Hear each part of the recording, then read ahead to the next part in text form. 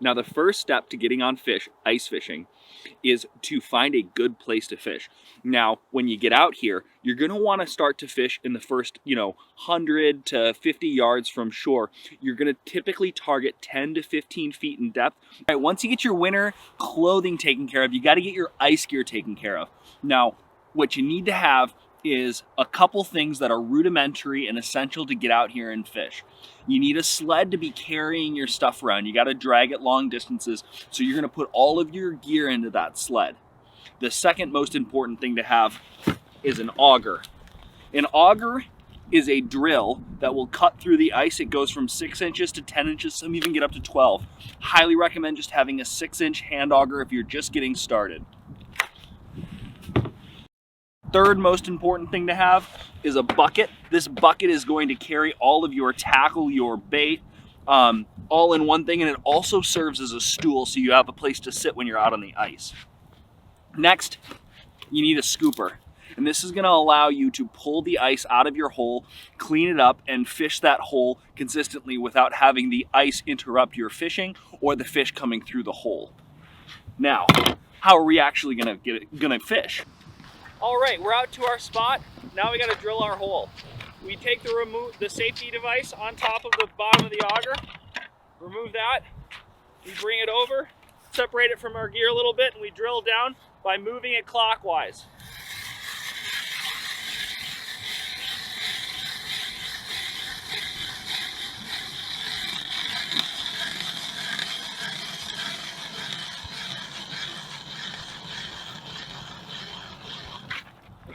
Now what we do is we pump the auger 3 to 4 times to remove all of the big mounts of slush out of the hole. Now I like to kick the sides of the slush off to the side. Let's cover up our blade with our safety guard so that while it sits standing here, nobody trips and falls on it. There we go, perfect. Next, we take our scoop. We're gonna dip this slowly down into the hole, pause, wait for all of the ice, and slowly lift it up. Don't do it quickly, you're just gonna push the ice around. There we go. Let's talk about how to set a traditional tip-up for fishing. And by a traditional tip-up, I simply mean one that has this cross piece of wood with the stem. There's a different model that we'll talk about a little bit later. Really, all you want to do, assuming you've already marked the appropriate depth that you want to fish at, you take your hook, you bait it with whatever you like, a shiner, a worm, and then simply lower that down the hole until you get to the depth that you've marked. And you always want to make sure that you do have that right at the correct depth. Then you simply swing in that piece so that it rests firmly. You don't want to put your reel back here. You want it so that it's right up against that. So the moment a fish takes it, your flag will pop. Once that's there, you simply bring your flag up, reach it around and hook it. Now when you're at this stage, you always want to be careful. You don't want the flag pointing towards you. If a fish were to take it right now, or that bumped and this flag came up, could easily hit you in the face, in the eye. So you always want to point that away from you. And then simply once you have that secure in there, just carefully lower it. You don't want to bump it because your flag can come out. Always keep an eye on your reel in the water so that it doesn't spin backwards on you. And then you can push down a little bit just to ensure that your cross pieces are firmly in here. There's screws that you can tighten up as well, because what you don't want to happen when a fish hits it, sometimes they take it very violently, and you don't want the tip-up to be moved askew like that, because right now the reel is up against the ice and it will be unable to move, and the fish won't be able to freely take the bait and it'll drop it. When it comes to fishing live bait for crappies, there's a lot of different ways that you can hook a minnow. A lot of people may not think that. They're going to think, well, normally we just hook it through the head, right? Or through the back. Those are two different techniques that work very well all these techniques work very well. But I found on different systems, the different ways of hooking that minnow might be the difference in catching a lot of fish on a day when the fish really aren't going versus catching very few. So the old traditional way is hooking them straight through the back. We're using real small treble hooks as we're fishing crappies today. And hooking them back through the back is pretty simple, but there's a lot of different spots you can go through the back.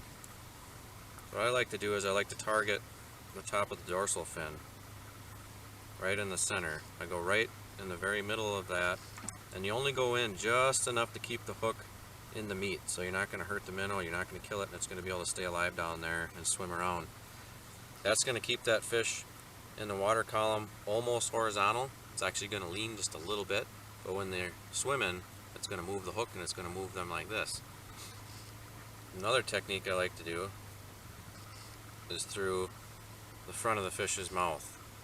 Now that's another one you got to keep in mind. You're trying to keep this bait alive, so when the fish is down there, it's just swimming around and gives it more traction, it's going to eat it. If you're fishing with treble hook like we are today, and you hook it through the top like this, what's going to happen is that fish is going to be upside down. So after a few minutes down there, it's going to kill it. So what you want to do is you want to take the hook and go up through the lower jaw, and I go in just inside the lips of the minnow's mouth. That way, when it's down there, the fish is going to be upright, the minnow is going to be upright, and it can still be swimming and stay alive for you down there. Now, the last technique, this is one that I like a lot, and I use it a lot, and it has really been great for me over the years on big crappies and bluegills. This is a technique that I actually learned from my brother Brian Worrell, and you hook it right through the tail, right through the meat. And this is another one, you don't want to go real far in, you want to go right inside the meat, right at the end of the tail. This technique works really slick. Now what happens is that minnow is in the water and you drop it down and it's swimming vertical, but it can also pull itself up when it gets excited when there's a fish coming and swim horizontal to get away from them, so it'll swim up. And what that does is it's making a darting action, and a lot of times when those fish aren't going, you get that extra little bit of movement down there. It really helps. It brings them in, they end up chasing it down and they grab it, and then the fight's on. So those are... Oh. And we set the hook, just like that. Keep our line taut and drive it upwards. Boom, there we go. What a beautiful bluegill. Hey, look at that. Now, we want to hold it like this, keep it out of the water. We don't want to put it down on the ice. And then we want to remove it. Now, I've got a pair of pliers, but most of the time they'll be right here in this upper lip. And just bring it out just like that. Now, when we want to release this fish, we don't just throw it down. We want to kneel down in the hole, and drop them down. Sometimes they're going to need a tail wag if they're bigger fish, but this guy's just going to go right off on his own. Boom, just like that. Clean release.